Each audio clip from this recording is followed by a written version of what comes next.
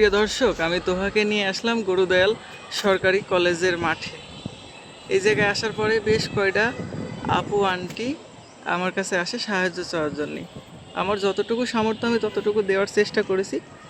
Last এক আপা আসে, এসে বলে কিছু সাহায্য করতে। আমি তাকে আমার সামর্থ্য মতো দিলাম, তাতে তার হবে না। তিনি বলছে যে আমি ভিক্ষা করি না, আমি কিছু খাবো। তো আমি তার হেল্প করতে গিয়ে উল্টা বিপদে পড়ে গেলাম।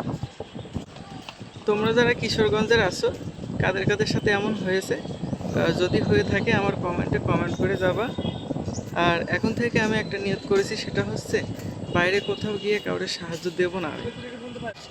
তার কারণ হচ্ছে মানুষ যখন বাইরে ঘুরতে যায় তখন কিন্তু তার হাতে হিউজ টাকা থাকে না।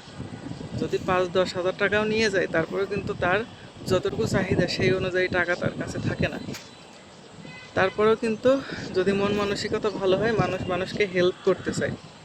হেল্প করতে গিয়ে সে খুশি নাই, ইতি করে উল্টো আরও নিজেকে ছোট মনে হয়। সব মিলিয়ে আমি এখন বলবো যে মাফ করেন, পারবো না, অন্য কোথাও দেখেন।